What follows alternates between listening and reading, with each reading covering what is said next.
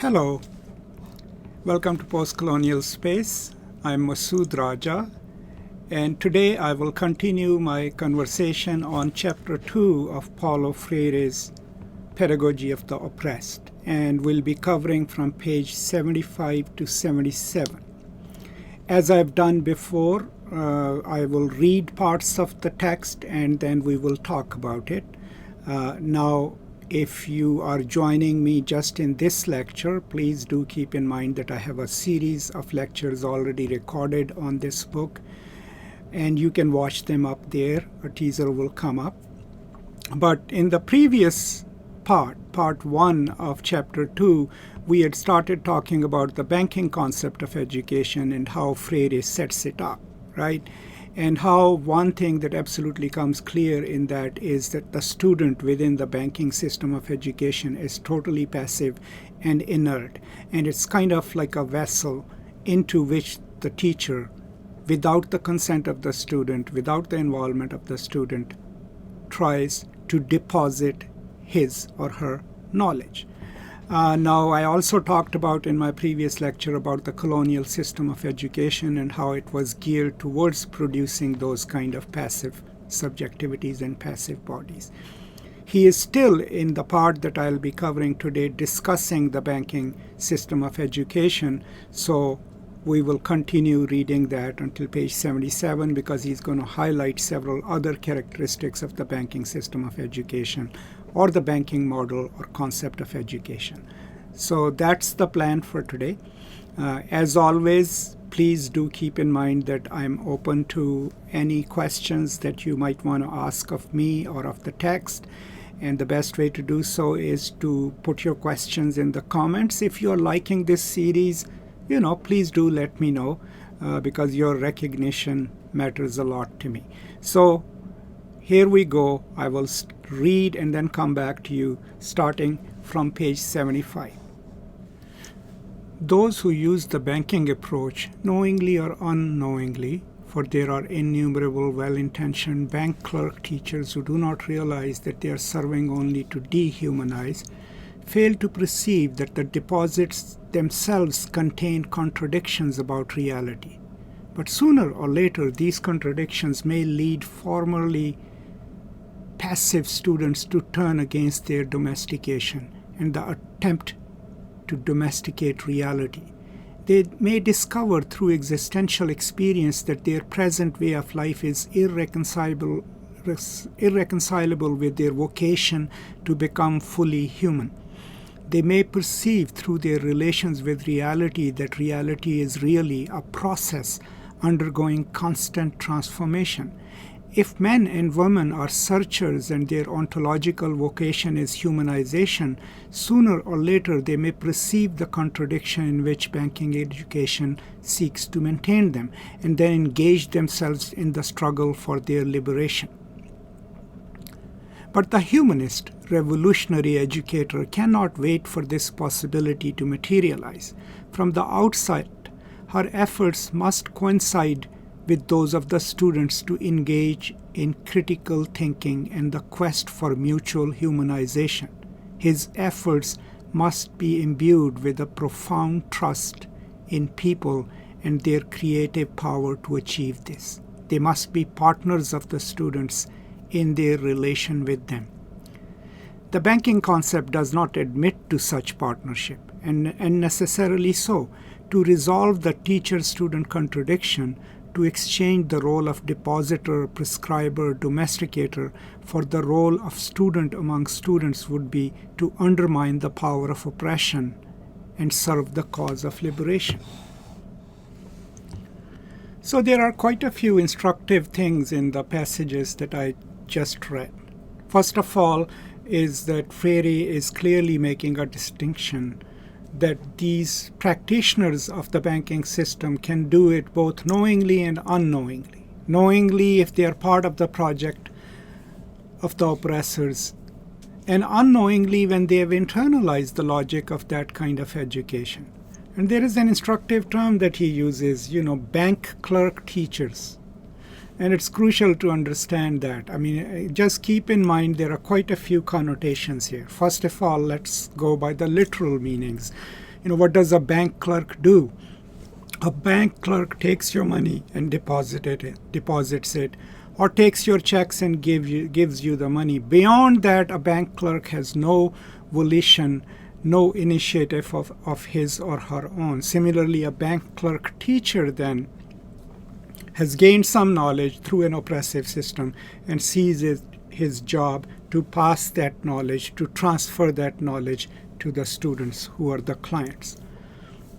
But deeper still, if you look at the colonial educational system, I famously mentioned Lord Macaulay's famous minute.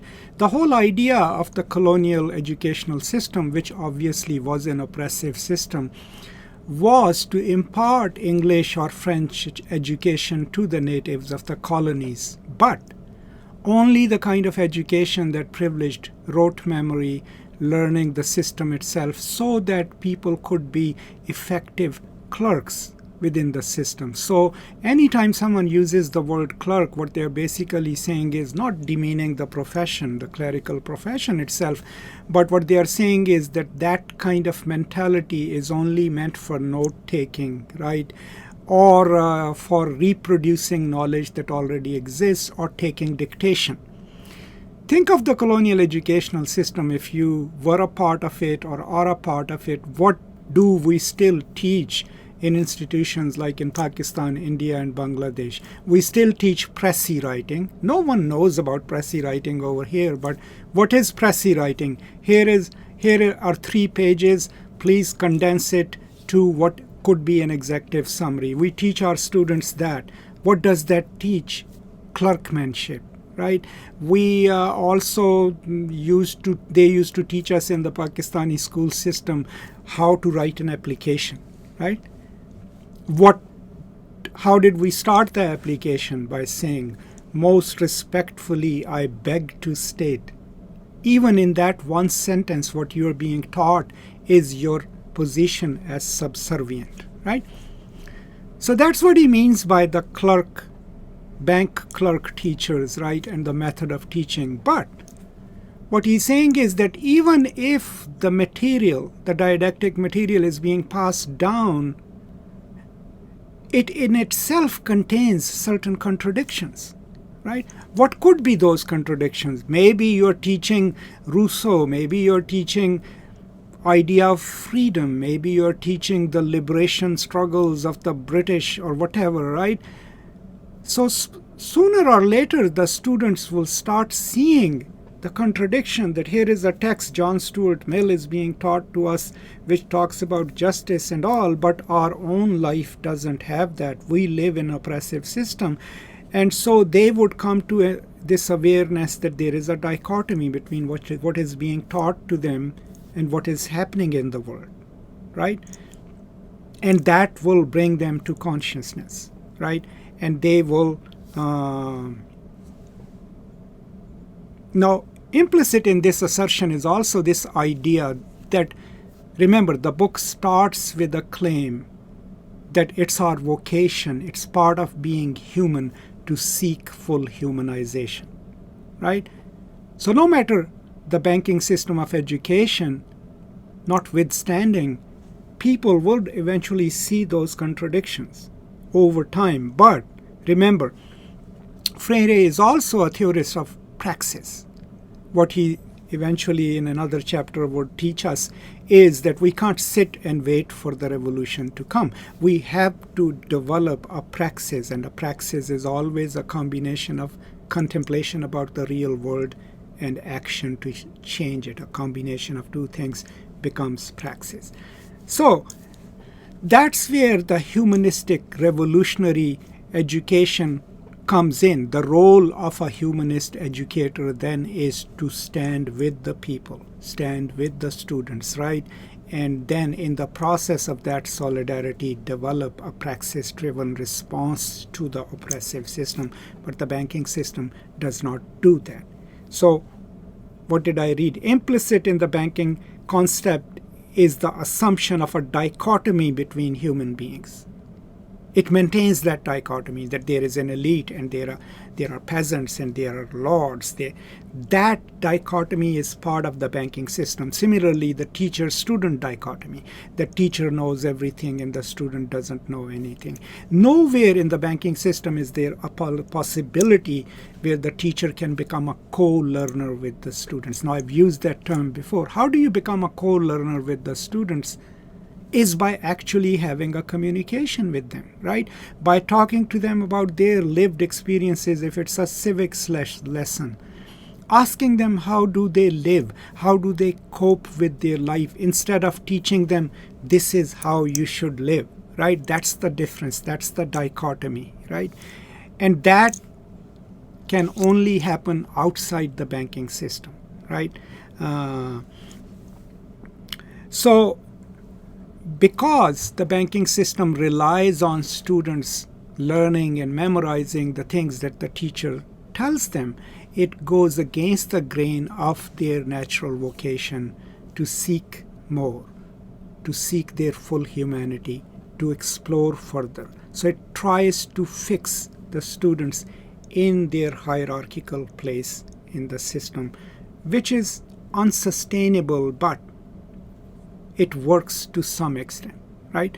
Now, remember, he will go further into it, but he's relying very heavily on the third force psychology, right? Erich Fromm.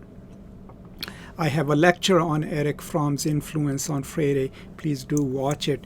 But the whole idea that we're not just driven by drives, right? We seek recognition in the world of ourselves. We also seek to be fully human. So what's coming into conflict is a dehumanizing system which wants to straitjacket students into a certain prescribed form. And the students' natural, innate in Freire, tendencies to seek more for themselves, right? And the contradictions in the teaching system with their lived experience become a path towards their consciousness. But that is where a more acute mode of pedagogy is necessary, and banking system is not that system of education. So these are some of my thoughts on what I just read. Let's go and read a little more, and then I'll come back and talk about it. Implicit in the banking concept is the assumption of a dichotomy between human beings and the world. A person is merely in the world, not with the world or with others. The individual is spectator, not recreator. In this view, the person is not a conscious being, corpo consciente.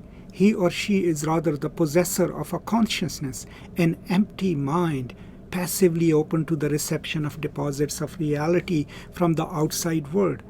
For example, my desk, my books, my coffee cup, all the objects before me as bits of the world which surround me would be inside me exactly as I am inside my study right now. This view makes no distinction between being accessible to consciousness and entering consciousness. The distinction, however, is essential. The objects which surround me are simply accessible to my consciousness, not located within it. I am aware of them, but they are not inside me. It follows logically from the banking notion of consciousness that the educator's role is to regulate the way the world enters into the students.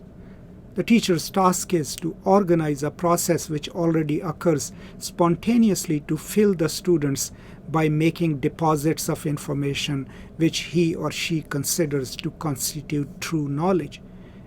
And since people receive the world as passive entities, education should make them more passive still and adapt them to the world. The educated individual is the adapted person because she or he is a better fit for the world.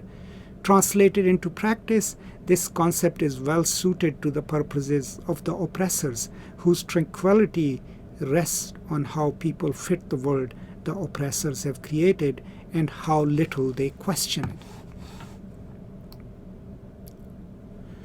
The more completely the majority adapt to the purposes which the dominant minority prescribe for them, thereby depriving them of the right to their own purposes, the more easily the minority can continue to prescribe.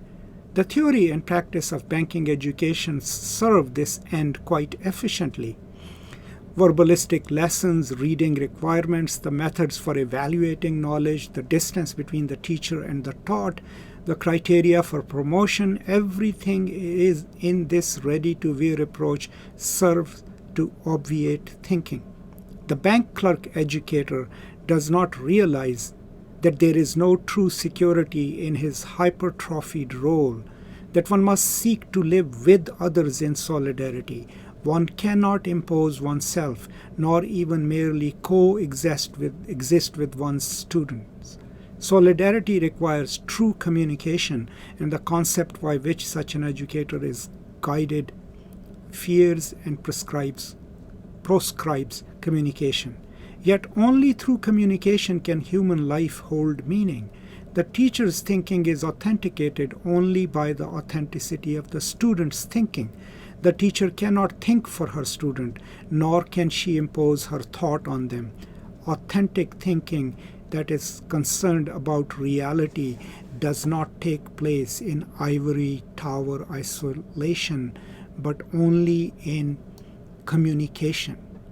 If it is true that thought has meaning only when generated by action upon the world, the subordination of students to teachers becomes impossible.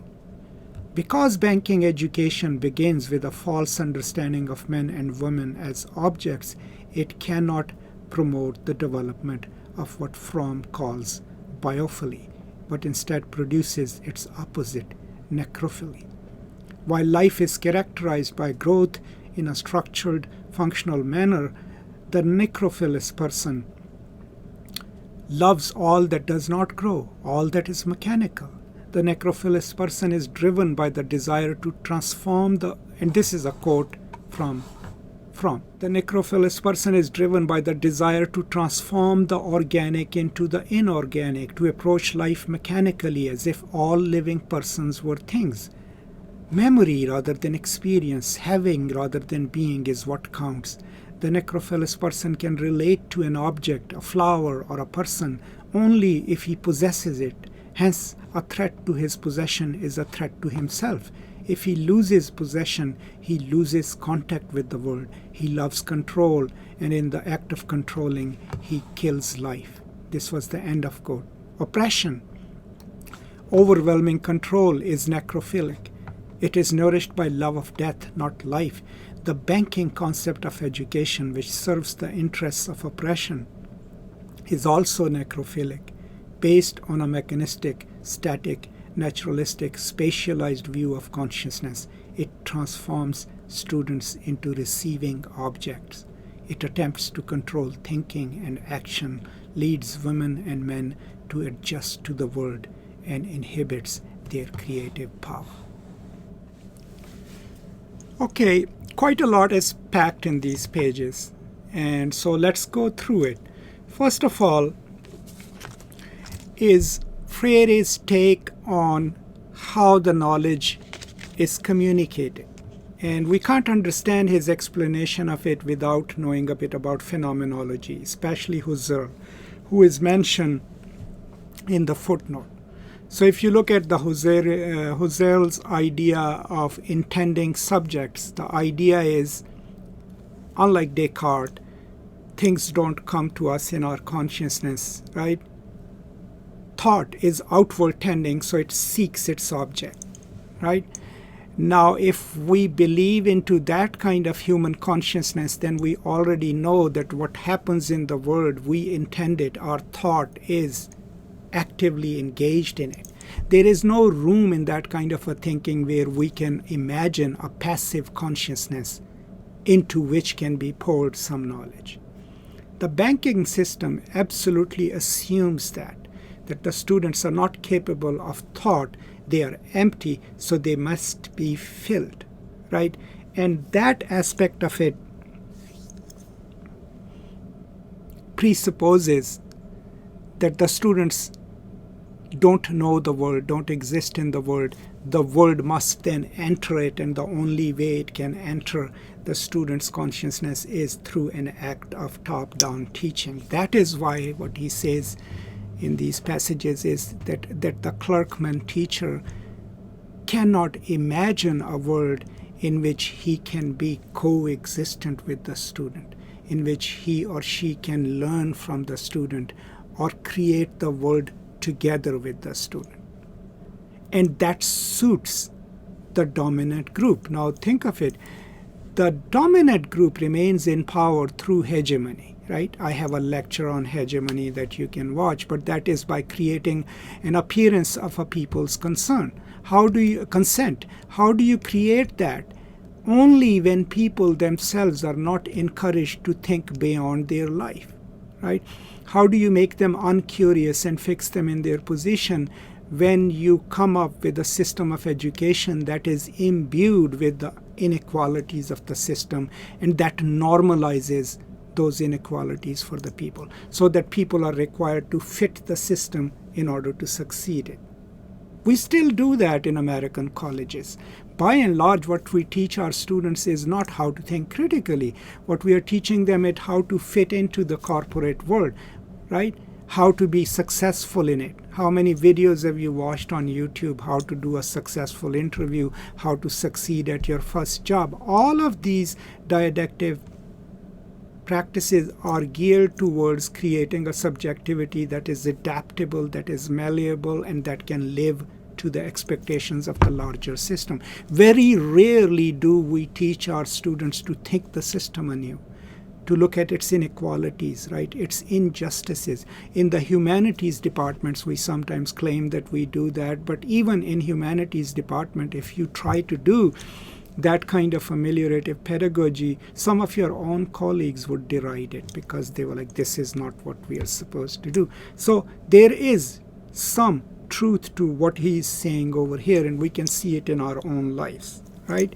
Then he goes on to, so of course, this kind of pedagogy, the banking system of pedagogy, by normalizing the structures of powers within it is produced and delivered, then creates the kind of subjectivities that are ideal to the oppressive order: uncritical, submissive, disciplined, unquestioning, right?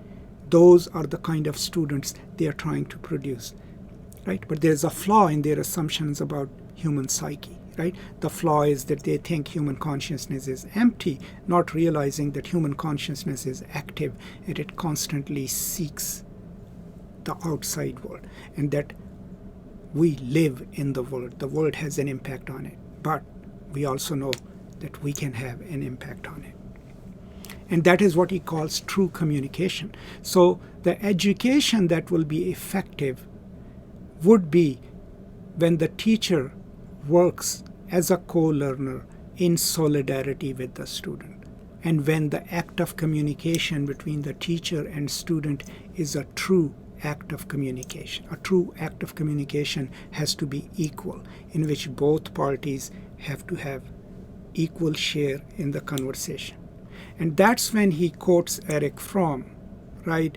And Erich Fromm's theorization of biophilia and necrophilia, right? So the biophilic system is a system, or mode of consciousness is a system which is life-giving, which enables critical thought, which allows people to live to their full potential, to be recognized, right? And to have full equal communication with the world and with the other people around them. The necrophilic system is kept in place through dominance, right? It's a system of possession. So it relies on instrumental logic, right? When you look out in the world and you just see what you can instrumentalize for possession. It relies on possession to claim happiness. So by and large, like the entire capitalistic system in one way or the other becomes a death-driven system because it's about acquisition, it's about power. The biophilic system would be coexistence, living together, working together, helping each other, right? So now he's connecting banking system to not just an automated system of education that the clerk teachers might have internalized and are passing on to their students, assuming them to be passive. That educational system then is now connected to a death-driven way of life, or way of life that creates these global and local hierarchies, keeps the people in check, keeps them under control. So what now pedagogy has become is not necessarily just something perfunctory. It's inextricably linked with questions of life and death. Whose side are you on as a teacher if you practice the banking system of education and normalize the compartmentized and hierarchized system within which your students exist and you exist? Then you are working towards a death-driven system, a necrophilic system. Now, in reverse, if you are living with the students, because remember he says we live in the world, with the world. World doesn't enter us. We are in it already, right? Now, if you're a humanistic teacher, in Freire's terms, then you will enable a biophilic way of looking at life, where nature is respected, where human beings are respected, where possession is not the only mode to happiness, right? Where everyone has access to world's resources, everyone can live meaningful life and can be fully human, right? So the last paragraph then is kind of an overstatement. Oppression, overwhelming control is necrophilic. It is nourished by love of death, not life. The banking concept of education, which serves the interest of oppression, is also necrophilic, right? So the claim that he's making is that not only the banking system of education is dangerous, right, and unenlightened, it is in sync with the death-driven system in which the world exists, right? And that, because of that, it is a system of death itself, because it privileges the ideas, the constructs promoted by the system in which it was produced, based on a mechanistic, static, naturalistic, spatialized view of consciousness. How? Because in the banking system of education, you already assume that your students are inert, right? That they don't know anything, that there is no possibility for them to seek knowledge and grow, so you are trying to pour knowledge into it. That system of thinking about the student is deeply connected to the larger system in which the dichotomy of teacher and student, oppressor and oppressed is produced. And that system of education then maintains that dichotomy in place. And if it is maintaining that dichotomy in place, it is a necrophilic system, because it is, at the end of the day, enabling oppression, enabling total control. It attempts to control thinking and action, leads women and men to adjust to the world, and inhibits their creative power. Think of the teachers you have had. How did you feel when a teacher told you, this is not going to be on the test, I'm not going to answer it, or don't ask too many questions, right? Memorize this and reproduce it. Every time a teacher says that or asks us to do it, and even on a higher level of abstraction, if a teacher walks into a class and says, these are the 3 novels we are going to read, here are the 3 themes we will look for, that in itself is the banking concept of education, because the teacher has already foreclosed any possibilities of any other questions that come to your mind. Or a teacher who wants you to take notes and reproduce them. The whole idea behind that is that only I hold the truth, you record it, you reproduce it. There is no room in that kind of pedagogy for the student to say, I think about it differently, and here are my reasons for it. Any teacher who practices that kind of control, whether he or she knows it or not, is part of that necrophilic system of education, is enabling that death-driven system. Now, there's a beautiful book, and this is slightly on a tangent, by one of my former colleagues, Mark Bracker, and it's called Radical Pedagogy, right? I have a lecture on it. You can watch it later. And he talks about this kind of discourse is what he calls the discourse of the master. And that is when a professor or a teacher expects you to replicate what they know, right? And that automatically inhibits your critical thinking as a student and your idea of contributing something to your own education. So what is at stake then? Not only does the banking system then imagine students to be passive and empty, by imagining them to be passive and empty and by forcing them to reproduce what the teacher has passed on to them, the system itself then becomes an extension of the necrophilic system, the oppressive system in which we exist, and leaves no room for communication, for true communication. And hence, in Freire's terms then, this system of education, the banking system of education, needs to be challenged, right, and altered to develop a more humanistic, a more egalitarian, communicative, and democratic mode of education. And that's where he will go after he has thoroughly discussed the banking system of education. So that is all I have today. I hope this was useful, and I will come back with another lecture starting from page 78. Today we only covered from page 75 to 77. I apologize, this is tedious, it's going at a very slow pace, but as I mentioned in my introductory lecture, I'm not trying to summarize Freire, I'm trying to read Freire with you. The only way we can make it better is if you become part of this conversation. I'm also aware of the deep irony of speaking to you through this medium about the banking system of education, where my mode of communication with you itself kind of replicates the banking concept of education. But I can assure you that never during this delivery have I assumed that you're empty vessels and I'm filling you with my knowledge. I always imagine you to be here having a conversation with me, but I do apologize for the one-sidedness of this conversation, which can be construed as the banking system of education itself. So in order to make me feel less guilty, please do post your questions and your comments. Send me your questions so that I feel like you're a party to this process. All right. Thank you so much. I will come back with the next lesson pretty soon. Until then, take care of yourself. Thank you so much. And as always, peace and love.